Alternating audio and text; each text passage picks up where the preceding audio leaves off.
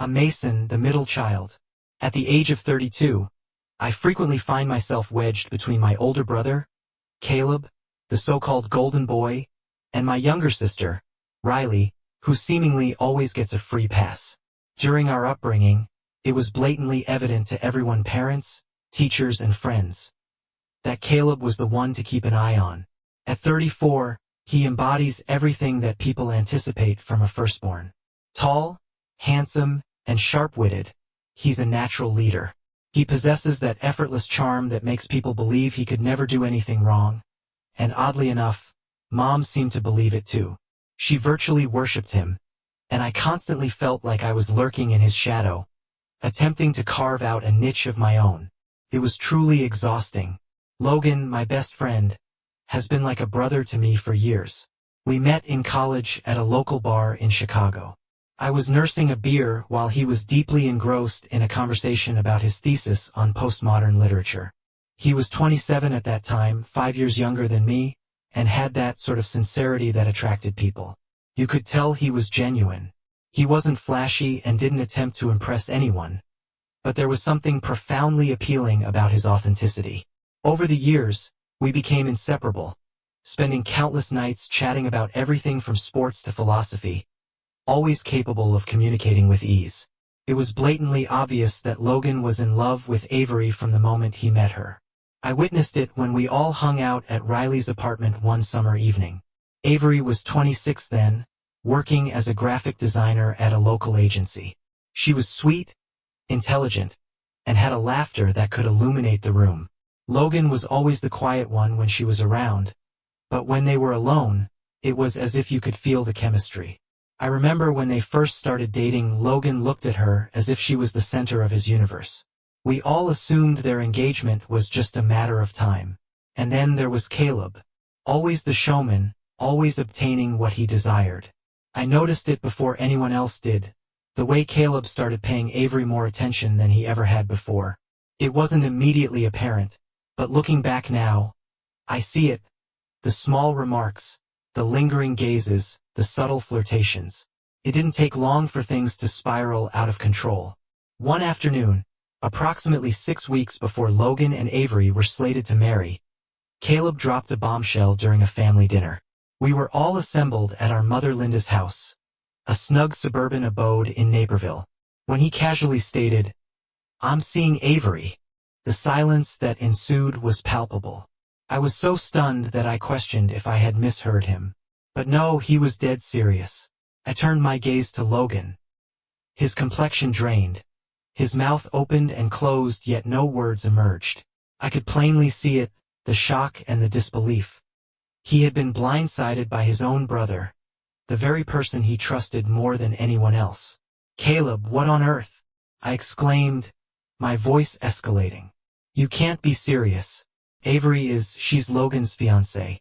This is madness." But Caleb merely smirked. "You know, Mason, sometimes things just occur. You can't control who you fall in love with." I retorted, my pulse quickening. "You can control your actions, Caleb. You've crossed a line." Logan's voice cracked as he finally managed to find his words. "How long has this been going on?"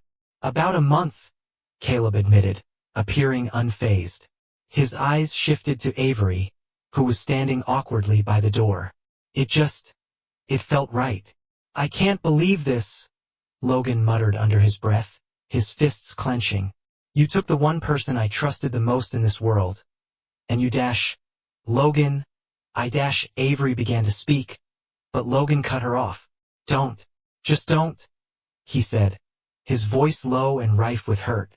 "I thought you loved me, but this is betrayal." Avery's eyes welled up, but I could detect the uncertainty in her gaze. She wasn't entirely sure of what had transpired.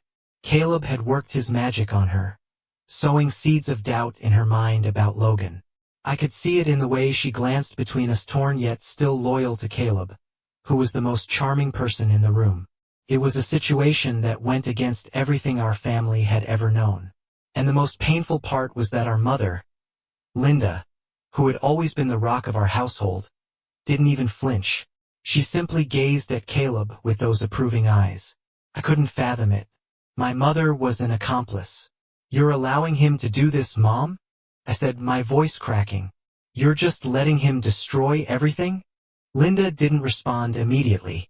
She merely sighed, as if she had anticipated this moment for years. Mason, you don't understand. Caleb is just special. I was at a loss for words. I felt betrayed by both Caleb and Linda.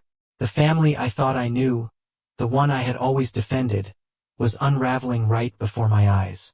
And I was beginning to realize that sometimes, allowing it to fall apart might be the only way to reconstruct it. The moment Caleb dropped that bombshell, my world tilted.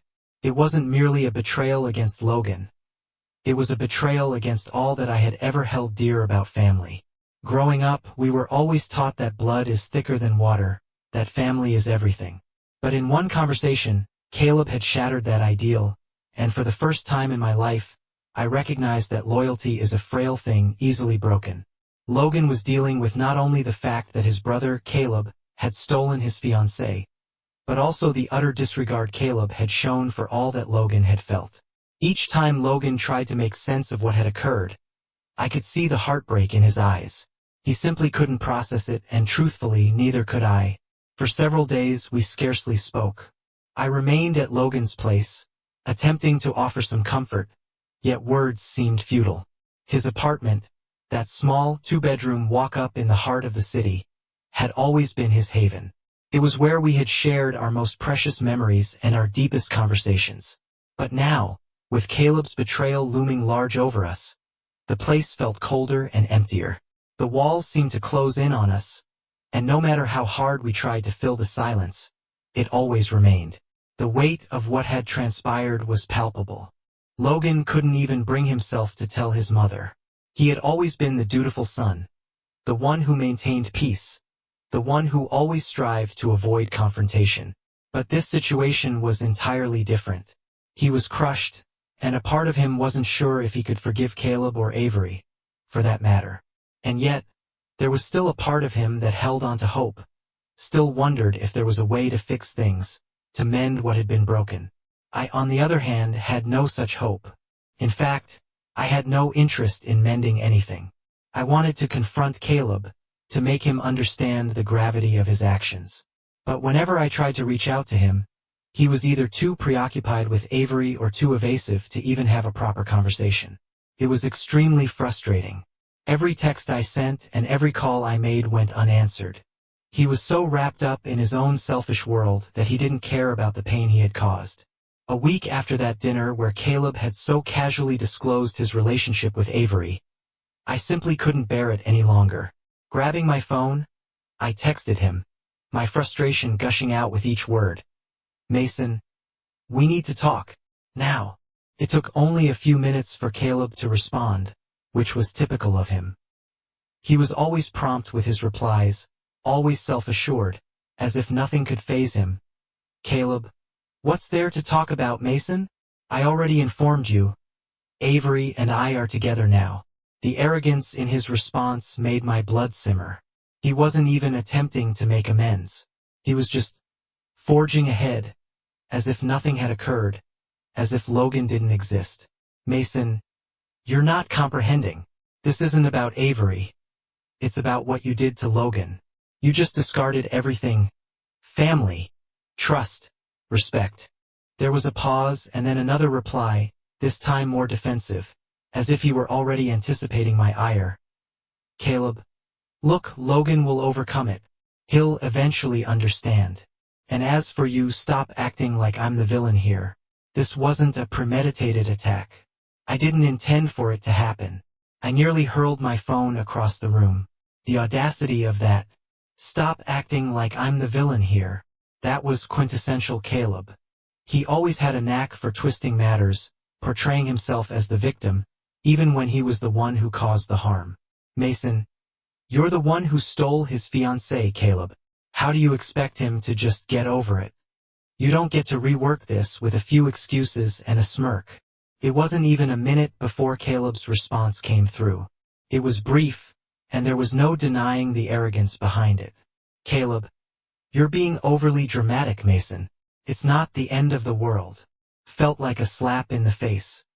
Here I was, fighting for my brother's honor, striving to hold on to the family we once had, and Caleb was sitting there, dismissing it all as if it were some trifling matter. I didn't reply, couldn't. What was the point? It was evident that Caleb didn't care. He had moved on, and in his mind so should we. The more I thought about it, the angrier I became. Caleb had been the golden child, the one who could do no wrong, the one who always obtained the best of everything. But what did all that charm and success amount to if you couldn't even treat the people who loved you with respect? Logan and I made a decision to meet up at a coffee shop. I reckoned that we both were in need of a distraction. Logan still wasn't in a good state. He was thinner than normal. His eyes appeared tired, and his shoulders drooped as if he were bearing the weight of the entire world on them. I couldn't recall the last time I had witnessed him in such a state, broken, vulnerable, and angry. It was quite a sight to behold. "Do you truly believe he'll ever offer an apology?" Logan questioned me, his voice scarcely above a whisper. I gave a shrug, attempting to offer some sort of reassurance, yet deep within, I didn't think Caleb had it in him. "No, I don't believe he will. But here's the thing, Logan. You can't just wait around for him to apologize. You can't keep holding on to someone who doesn't care about you." Logan's eyes met mine, and for a brief moment, we were silent. I could perceive the conflict in his gaze. He still had love for Caleb despite all that had occurred. But I was aware that it was slowly killing him to even consider the possibility of never getting his brother back. "I don't know if I can simply let go," Logan said, his voice thick with emotion. "You don't have to abandon the good memories," I said softly. "But you have to release the notion that Caleb will change. He's not going to." Logan didn't respond, but I could see the wheels turning in his mind. He was thinking, processing. I knew he wasn't ready to completely cut Caleb out of his life, but perhaps, just perhaps, he was starting to see the truth in what I was saying. That night, I remained awake late, unable to fall asleep. I continuously replayed the conversation with Caleb in my mind, pondering if there was any way to fix this, to make it right. But I knew there wasn't. Caleb had made his choice, and there was nothing I could say or do that would alter that. In the end, I realized that the only person I could safeguard now was Logan. He was the one who had been wronged, and it was my responsibility to stand by him no matter what. Going through the motions without truly being present. I endeavored to check in with him, yet each time I mentioned Caleb's name, I could discern the frustration in his eyes. It was a precarious equilibrium, attempting to support him without compelling him to confront what had transpired. But deep within, I knew we couldn't evade it indefinitely. One afternoon, Riley phoned me. I had anticipated it. She had been reticent for a while, maintaining her distance from all matters, but I knew she would come around when she was prepared. And this time she was. "Mason," she stated, her voice tremulous. "I believe it's time we speak to Mom." I froze. I comprehended her meaning. The conversation we had been avoiding, the one in which we had to confront Linda and disclose the truth, the one where we had to make her perceive what Caleb had done, and more significantly what she had permitted to occur. I wasn't certain I was ready for that, but Riley's words carried a sense of finality. This was going to transpire whether I liked it or not. "Do you think she'll listen?" I queried, my voice marginally more uncertain than I would have preferred. I had spent my entire life endeavoring to please our mother, to be the son she desired me to be. But this wasn't about her approving of us any longer. This was about standing up for what was right. "I don't know, but I can't continue to feign that everything is okay," Riley said. "Neither can you." She was correct. I couldn't keep wandering around with this anger, this ache in my chest, pretending it wasn't there. I had to confront it. I had to confront Caleb, but more importantly, I had to confront Linda, the woman who had always been the pillar of our family yet had failed us when we needed her the most. The place where it all began, where the web of lies and betrayals was spun. I made my way there with a gnawing sense of dread in my gut, the weight of what was to come bearing down on me. It was a late afternoon, the sky gradually darkening as if heralding an approaching storm. I couldn't shake the sensation that something was about to burst wide open, that once we stepped into that house, there would be no turning back.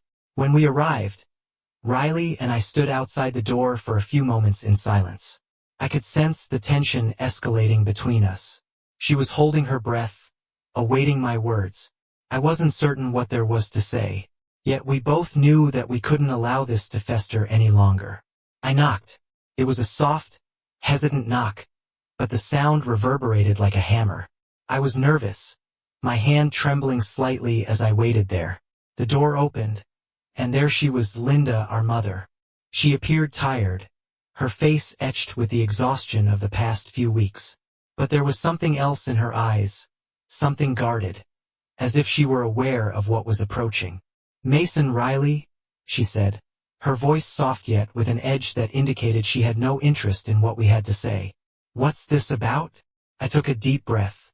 There was no easy way to convey this, no gentle way to break the news. We had to confront her with the truth, whether she was ready for it or not. "Mom, we need to talk about Caleb," I began, my voice steady but firm. "What he did to Logan, what he did to our family, it's not something we can simply overlook anymore." Linda's expression hardened instantly. She took a step back, as if attempting to distance herself from the conversation, from the truth that was about to hit her. "What are you talking about?" she asked, though I could detect the panic in her eyes. She wasn't ready for this. She didn't want to be confronted with Caleb's actions. It was simpler for her to deny, to pretend that all was well. I cut her off before she could finish. "No, Mom. Don't try to defend him. This isn't about excuses. This is about accountability. Caleb had hurt Logan in the most dreadful way possible, and she had done nothing but protect him. You're complicit in this. You let him do this, and you've never once called him out on it." Linda's face distorted with disbelief. She took a step back, as if my words had physically struck her. "That's not true," she said, her voice quivering. "Caleb is my son. He has always been the one I've had to safeguard. You don't understand." "Understand?" Riley's voice was now bitter, filled with the frustration that had been accumulating for weeks. "We don't understand? Mom, you've always favored Caleb. Always. And now look at what he's done. He's torn this family apart. And you're still defending him like he's some kind of saint." "Riley, enough," I said quietly, attempting to rein in the anger that was threatening to overflow. I could feel the heat rising in my chest, but I knew I had to remain calm. This wasn't about winning an argument. It was about making her see the truth. "Mom, it's not just about Caleb. It's about you too.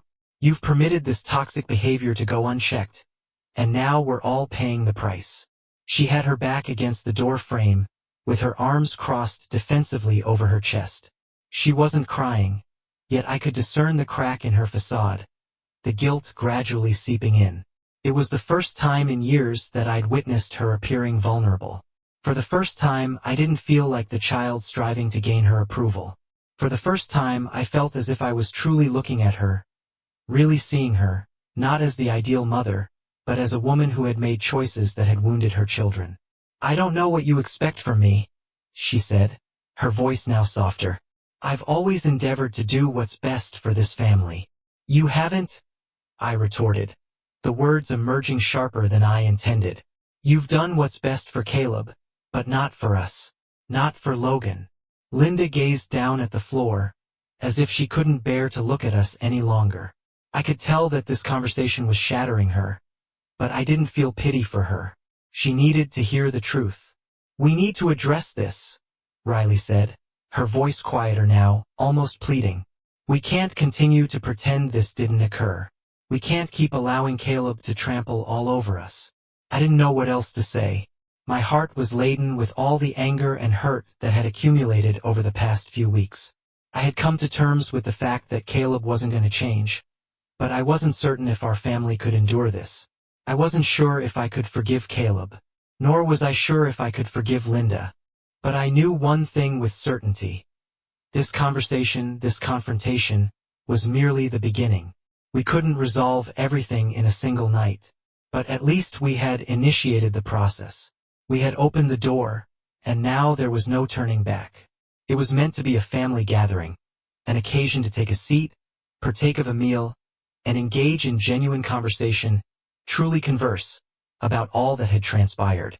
However, long before we even settled at the table, I could sense the brewing storm. The atmosphere was laden with unuttered words and unresolved tensions. Of course, Caleb was going to be there, for that was precisely what he always did, show up with that haughty smile, as if the entire world revolved around him. He had no inkling of what was approaching, and neither did Linda truly. She presumed this was just another dinner where we would feign that nothing had altered. But everything had indeed changed, and nothing would ever revert to the same. Riley and I were the first to arrive, entering the house with our heads held high. Linda greeted us at the door, her typically cheery demeanor supplanted by something more cautious.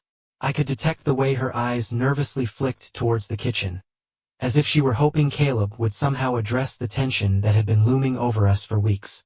But it was too late for that. No amount of cooking or attractive table settings could rectify the mess we were in. "Hey, Mom," I said, attempting to maintain a light tone. "Everything smells wonderful." Linda smiled, yet it did not reach her eyes. "Thanks, Mason. I've made your favorite meatloaf and mashed potatoes." Riley nodded but remained silent. She was already on edge, and I could tell she was striving to keep herself in check. I'm not sure if it was the guilt of confronting Mom or the dread of encountering Caleb again, but she was decidedly not the usual Riley. I could sense her simmering beneath the surface, merely awaiting the moment when everything would erupt. Caleb gave me and Riley a tight-lipped smile, but there was no trace of apology or remorse in his eyes. He had seemingly moved on, firmly convinced that all was well. His charm, the same one that had worked on Avery, was fully on display, yet I was not swayed. "Hey, guys," Caleb said, his voice smooth and almost taunting. "I hope you're all ready to eat. I'm starving." The way he uttered those words, as if we should all just fall in line and act as if nothing had occurred, was maddening. But neither I nor Riley responded. Riley remained silent, and perhaps that was for the best.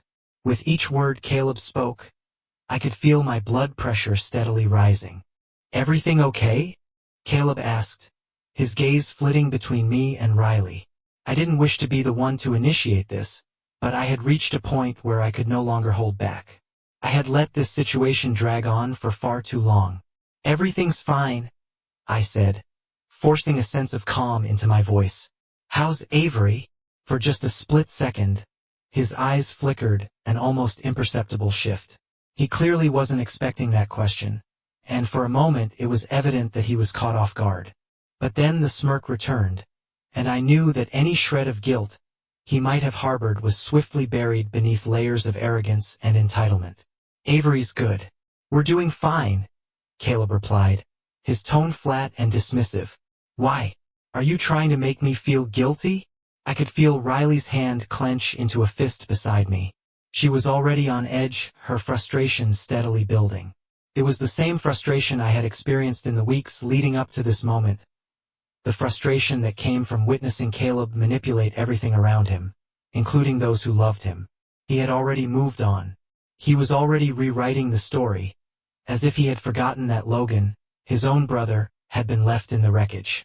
I could clearly see Linda standing in the kitchen, her gaze shifting between Caleb and the rest of us. I could sense that she yearned to intervene. She desired that this confrontation wouldn't occur before her. She wished to feign that all was still fine, that we could all simply sit down like a contented family and partake of dinner. However, that was simply not feasible. We could no longer turn a blind eye, not after all that had transpired. "Caleb, do you even hear yourself?" Riley eventually stated, her voice slicing through the tension like a sharp blade. "You act as if this is just some trifling matter, as if what you did to Logan doesn't hold significance. But it does.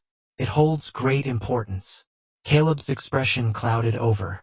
He stood taller, the arrogance fading and being replaced by something else, something defensive. "What do you expect me to say, Riley?" Caleb retorted sharply, his voice cutting. "I didn't intend for it to happen this way, all right? Things just occurred. I didn't steal her from him." Riley's laugh was brief and bitter. "You didn't steal her? What, Caleb? Did she just land in your lap?" Did you just accidentally end up in bed with her? You've always done this, used people, manipulated them, and now you're acting like the victim? I'm through with you. I, too, stood up, the words I'd been suppressing for so long suddenly bursting forth. You don't understand, do you? You've ruined this family. You've devastated Logan. You've crushed Mom. And now you're just sitting there, acting as if you've committed no wrong. It's not about Avery. It's about the fact that you've hurt those who loved you, and you can't even own up to it. Caleb's eyes narrowed, his face tightening in anger. You think I desired this? You think I intended to hurt anyone? This isn't easy for me either, you know? Why did you take her from Logan? Why did you let him get crushed by your selfishness? There was a long pause. I could see Caleb struggling with his words, but they came out eventually, like a poison he had been holding back for too long. You think you're all so perfect, don't you? Caleb said, his voice low and bitter. You don't know what it's like to be me. You don't know what it's like to be expected to be perfect all the time, to have everyone expect you to be this goddamn golden child. I never asked for any of this, Mason. I never asked for your approval or for Logan's approval or anyone's approval. And I sure as hell don't need your judgment. The room went silent after that. No one knew what to say. Caleb had finally exposed the truth, his truth. He had always been the golden child, the one everyone leaned on, the one who could do no wrong. But that pressure, that need to be perfect, had turned him into someone we couldn't recognize. Someone we didn't want to be around anymore. I took a deep breath, my frustration subsiding just enough for me to speak again. You're right about one thing, Caleb. You never asked for our approval. And maybe that's the problem. Maybe you've never really cared about anything or anyone except yourself. I turned to look at Linda. She was standing in the doorway, her face pale. She hadn't said a word this entire time. But the look in her eyes, the pain, the guilt, the realization, told me everything I needed to know. This dinner was never going to fix things. It was only going to make everything worse. You have to behold who Caleb has evolved into. And you must determine once and for all, whether you will continue to enable him or if you are ultimately going to stand up for what is right. She did not respond. She did not have to. We all knew what had to transpire next. The days subsequent to the dinner were a haze of anger, guilt, and disbelief. It was not the sort of argument from which one could simply walk away. The words we had all hurled at Caleb, and the manner in which Linda had stood there, silent and complicit, made it impossible to feign that nothing had occurred. There was no reverting to the way things were. The family I had known was no more. And it was not merely Caleb who had shattered it, it was Linda as well. She had elected to stand by him, to safeguard him, even when it was patent that his actions had rent us apart. And I loathed her for it. I detested the way she had disregarded Logan's pain and permitted Caleb to continue to manipulate everyone around him. The week after the dinner, I scarcely spoke to Linda. I did not desire to. She had called a few times, but I ignored her. She left messages that were all the same each time, gentle, imploring. Mason, we need to talk. Please.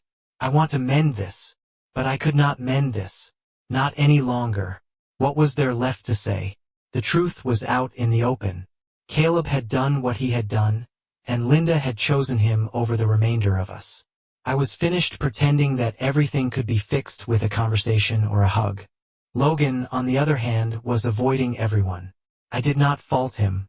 His heart had been broken not only by Avery, but by Caleb. The person he had trusted the most in the world had betrayed him in the most heinous way possible. And now his own mother was backing the man who had injured him. Each time I endeavored to reach out to him, he simply shut down. He would retreat to his apartment or disappear for days at a time, making it evident that he was not ready to confront any of us. I did not know how to assist him, how to repair what Caleb had done. It felt as if Logan had lost everything, his fiancée, his trust in his family, his sense of self. And I could not restore that to him. None of us could. I had journeyed there with the intention of escaping it all, to drink until the burden of my thoughts no longer weighed me down. And yet, of course, Caleb couldn't keep himself away. He was seated at the bar, a beverage in hand, presenting an appearance as if he didn't have a single care in the world. He seemed so relaxed, as if nothing had transpired, as if everything remained ordinary, as if we hadn't just endured hell together as a family. I paused for a moment, but there was no point in evading him. I made my way over to him, my steps deliberate yet slow. He didn't initially notice me, but when he turned and saw me standing there, his face altered, if only for a second. A flicker of something crossed his eyes, perhaps guilt or maybe just annoyance, but it vanished almost instantly. "Mason," Caleb said, his voice casual as if nothing had changed. "I didn't think you'd come to this place. I reckoned you'd still be sulking at Mom's." I took a deep breath, the bitterness once again welling up within my chest. "I'm not sulking," I stated, my voice taut, "but I'm wondering what you're doing here. Shouldn't you be at home with Avery, pretending as if everything's okay?" His expression clouded over for a moment, but he swiftly recovered, flashing me that same arrogant grin. "Avery's fine. Everything's fine. You really need to stop fretting about it." "I'm not worried about Avery," I snapped. "I'm worried about you. You're a bloody mess, Caleb. What you did to Logan, what you did to the entire family, you can't just sweep it aside as if it didn't happen." Caleb leaned back in his seat, his eyes narrowing. "I didn't ask for your approval, Mason. You think I don't know what I've done? You think I don't feel like crap every day?" Caleb and I had been having a tense conversation. "You can't just get to break us and then act like everything's fine," I said, my voice laced with frustration.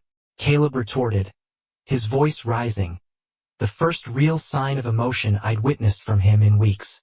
"I didn't break anything," he insisted. "I didn't steal Avery from Logan. It wasn't like that."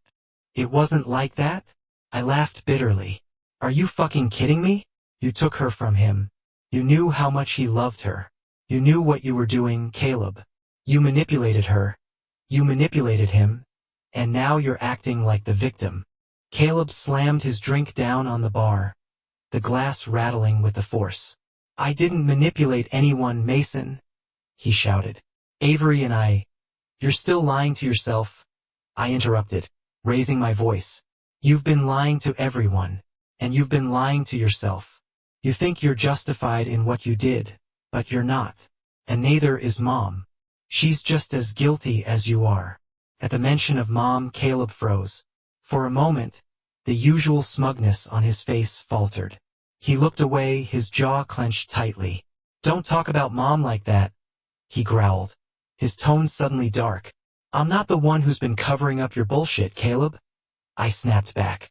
"You think she doesn't see what you've become? You think she's blind to all the lies? She's just as complicit as you are." We were both standing now, face to face, the tension thick between us. I could see the anger building in Caleb, his fists clenching at his sides. I wasn't sure if he was going to lash out or break down, but either way I was done being afraid of him.